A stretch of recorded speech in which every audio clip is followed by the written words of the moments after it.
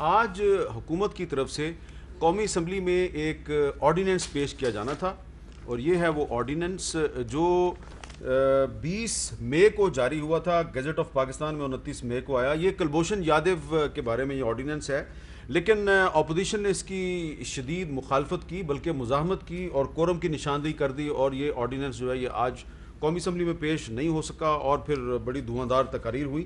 تو یہ مسئلہ کیا ہے؟ حکومت جو ہے یہ آرڈیننس کیوں پیش کرنا چاہتی تھی؟ اپوزیشن اس کی مخالفت کیوں کر رہی ہے؟ معاملہ کیا ہے؟ وزیر اعظم پاکستان پہ الزامات لگائے جا رہے ہیں کہ جی وہ کوئی این آر او دینا چاہتے ہیں یا این آر او دے چکے ہیں۔ تو یہ سارا جو معاملہ ہے یہ ہے کیا؟ اور اس کے علاوہ اتنا کشیدہ ماحول ہے، تو اس کشیدہ ماحول میں حکومت اور اپوزیشن مل کر نیب قانون میں تبدیلی کے معاملے پہ کوئی اتفاق رائے کر سکتے ہیں؟ اس پہ بھی بات کریں گے، اور ہمارے ساتھ موجود ہیں آج جناب فواد چودھری صاحب، وفاقی وزیر برائے سائنس اور ٹیکنالوجی۔ ان سے یہ بھی پوچھنا ہے کہ ہم رویت ہلال کے ساتھ جائیں یا وزارت سائنس اور ٹیکنالوجی کے ساتھ جائیں، عید کس دن منائیں؟ لوگ بڑے کنفیوز ہیں۔ خرم دستگیر خان صاحب، مسلم لیگ نون کے سینئر رہنما، رکن قومی اسمبلی، اور محترمہ ناز بلوچ صاحبہ، پاکستان پیپلز پارٹی کے رکن قومی اسمبلی۔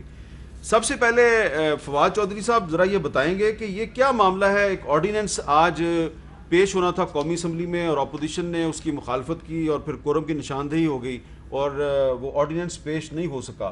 تو یہ کیا آرڈیننس کا کلبھوشن یادو سے کیا تعلق ہے؟ ذرا ہمارے ناظرین کو سمجھائیں گے آپ؟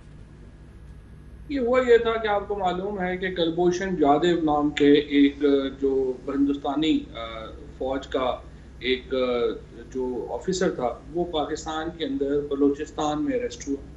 اس کے اوپر الزام یہ لگا کہ وہ پاکستان کے اندر دہشت گردی میں ملوث ہے۔ اس کے اوپر کورٹ مارشل ہوا، کورٹ مارشل میں اس کو سزائے موت ہوئی۔ اس کے بعد اپیل ہوئی کورٹ مارشل میں، اور وہاں پر بھی جو ہے وہ سزا برقرار رہی۔ ہندوستان نے جو یہ سزا ہے اس کو چیلنج کر دیا انٹرنیشنل کورٹ آف جسٹس میں، اور ہندوستان نے یہ موقف لیا کہ ہمارے درمیان معاہدہ ہے کہ جب بھی کوئی اس طرح کا پکڑا جائے گا آپ اس کو کاؤنسلر ایکسیس دیں گے، اور آپ نے اس کو کاؤنسلر ایکسیس نہیں دیا۔ اور نمبر 2 یہ کہ اس کو جو سول ادارے ہیں، یعنی سول آپ کا سسٹم ہے، جوڈیشل سسٹم، اس میں آپ نے اس کو ریویو کا جو ہے وہ موقع نہیں دیا۔ وہاں پر بڑے لمبی اس کے اوپر آرگومنٹس ہوئے، اور آپ نے خود بھی اس کو کور کیا، بہت طویل اس کے اوپر جو ہے وہ کیس چلا۔ اس میں آئی سی جے نے یہ پاکستان کی جو بات ہے یہ مان لی کہ اس کو بالکل صحیح یہ تھا، اریسٹ ہوا، اور اس کا جو ہے وہ سارا ٹرائل وغیرہ، اور پاکستان کی جو فوجی ٹرائل ہے اس کے اوپر بھی انہوں نے کہا کہ بالکل صحیح ہے۔ لیکن انہوں نے ساتھ یہ کہا کہ آپ ان کو ایکسیس دیں سول کورٹس تک جو ہے رسائی کا۔ اب آئی سی جے کے اس فیصلے کو امپلیمنٹ کرنے کے لیے یہ آرڈیننس جو ہے وہ لایا گیا، اور اس کے اوپر جو ہے یہ تو فرینکلی اب تو پالیٹکس ہی ہو رہی ہے۔ وہ پیپلز پارٹی اور پی ایم ایل این اور یہ وہ والا کر رہے ہیں۔ حقیقت یہ ہے کہ اس آرڈیننس میں سوائے اس کے کہ جو انٹرنیشنل کورٹ آف جسٹس کا جو فیصلہ ہے اس کی امپلیمنٹیشن ان کے حکم کے مطابق جو ہے وہ کی جا رہی ہے، اور اس میں تمام جو آپ سمجھیے کہ اس میں تمام جو نیسیسری ادارے ہیں، تمام جو سیکیورٹی کے ادارے ہیں، تمام جو ہمارے قانون کے ادارے ہیں، تمام جو پولیٹیکل ادارے ہیں، اس کی مشاورت سے یہ آرڈیننس ہے۔ اچھا جی، خرم دستگیر خان صاحب، تو اگر یہ آرڈیننس جو ہے یہ پاکستان کی اوبلیگیشن ہے، انٹرنیشنل کورٹ آف جسٹس کے فیصلے کے تحت ہو رہا ہے، جیسا کہ فواد صاحب بتا رہے ہیں، اپوزیشن اتنی مخالفت کیوں کر رہی ہے؟ نام اس کا رکھا ہے international court of justice review and reconsideration ordinance, پر اصل میں تو یہ کلبھوشن سہولت کاری آرڈیننس ہے نا اس حکومت کا، کہ ایسے حقوق جو غالباً پاکستانی شہریوں کو بھی حاصل نہیں، کیونکہ ملٹری کورٹ میں سزا ہوئی ہے، ملٹری کورٹ میں اپیل بھی ریجیکٹ ہو گئی ہے، وہ ایک جاسوس دہشت گرد کو اس حکومت نے دیے ہیں۔ اور یہ کون سا قومی مفاد ہے جو یہ آرڈیننس پورا کرے، یہ ہم جاننا چاہتے ہیں۔ دوسرا یہ سوال بڑا گہرا ہے کہ یہ آرڈیننس 49 دن پاکستان کے عوام سے اور پارلیمان سے خفیہ رکھا گیا، مخفی رکھا گیا۔ 8 جولائی کو یہ فورن آفس میں ایک بریفنگ ہوئی، اس میں قوم کے یہ صرف یہ کہا گیا کہ یہ ایک آرڈیننس ایشو ہوا جس کے تحت اس کو اجازت ہے، اور اب 64 دنوں کے بعد پارلیمان کے سامنے اس کا مسودہ آیا ہے۔ ہمارا سوال یہ کہ اگر آپ نے چوری نہیں کی تو پھر آپ نے تلاشی کیوں نہیں دی 64 دن؟ اچھا، آپ نے کیوں نہیں ہمیں بتایا؟ ایک سوال ہے یہاں پہ کہ یہ آرڈیننس جو ہے جو میرے پاس کاپی ہے. یہ 20 مئی کو جاری ہوا ہے اور 29 مئی کو یہ گیزٹ آف پاکستان میں آ گیا. اس دوران میں بجٹ سیشن ہوا تو اپوزیشن کیوں خاموش رہی اور کیا قانون کے مطابق اس وقت یہ حکومت نے ہمیں کہیں بھی یہ پبلش نہیں کیا, کہیں کوئی اعلان نہیں کیا کہ یہ آرڈیننس ایشو کیا ہے. قومی اسمبلی 5 جون سے 30 جون تک سیشن میں تھی, 8 جولائی سے لے کر اب آج 23 ہو گئی ہے سیشن میں ہے. اس دوران حکومت کی اوبلیگیشن تھی 5 تاریخ کو, جس دن 5 جون کو سیشن شروع ہوا, کہ وہ اس کو لے کرتے. انہوں نے اس کو خفیہ رکھا. سوال جو اٹھ رہے ہیں وہ یہ ہے کہ ایک ایسی حکومت جو کشمیر کی آزادی کے معاملے میں مفلوج ہے, وہ کلبھوشن کی آزادی میں اتنی انٹرسٹڈ کیوں ہے؟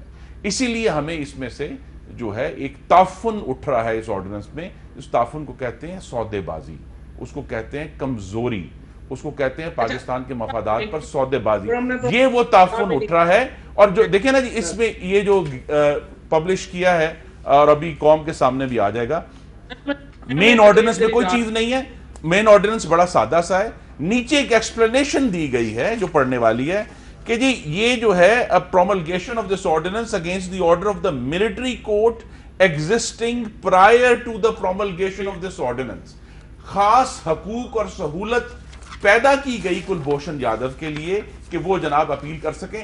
اور جو آخری چیز جو ہم نے کل دیکھی ہے, پتہ نہیں یہ ہمیں کس کس قسم کے نظارے اس فسطائی حکومت نے دکھانے تھے, کہ پاکستان کی حکومت جاسوس دہشت گرد کی اپیل کے لیے وکیل ڈھونڈ رہی ہے, حکومت پاکستان, کیونکہ اس نے اپیل کرنے سے انکار کر دیا ہے. تو یہاں یہ ایسی حکومت ہے جو بھارت کو خوش کرنے کے لیے یا اپنے دوسرے جو بھارت کے اعلی آقا ہیں ان کو خوش کرنے کے لیے کسی بھی حد تک جا سکتی ہے.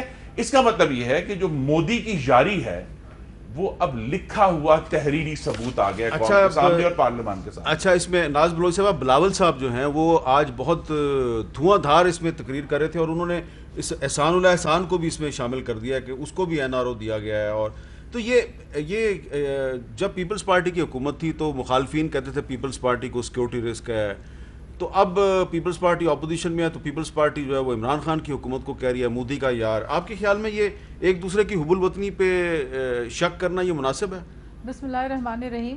حامد میر صاحب, سب سے پہلی بات تو یہ ہے کہ حب الوطنی کے اوپر جس طرح سے آپ کہہ رہے ہیں کہ حب الوطنی پہ شک کرنے کا جو ایک رویہ چلتا آ رہا ہے, میں سمجھتی ہوں کہ یہ سرٹیفکیٹ ہم پاکستانی ایک دوسرے کو نہ دیں تو بہتر ہے. ہم سب ایکول پاکستانی ہیں اور ایکولی پیٹریوٹک ہیں.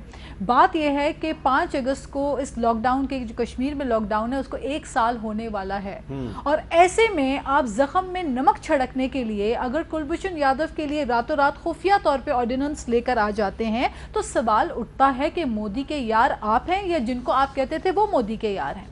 اور پھر اس کے بعد آپ مجھے بتائیے, ایک ایسا انڈین سپائی جو کہ ایڈمٹ کر چکا ہے کہ اس نے پاکستان میں دہشت گردی کی, انسرجنسی کی, اس کے لیے تو آپ کو بڑی ہمدردی ہے, لیکن پاکستان میں جو ووٹ سے الیکٹ ہو کر سیاستدان پارلیمان میں آتے ہیں, اس پارلیمنٹ میں اپوزیشن کے فرنٹ بینچر سے آپ کو اتنی نفرت ہے کہ آپ نے ان کو وار پریزنرز کی طرح ٹریٹ کیا.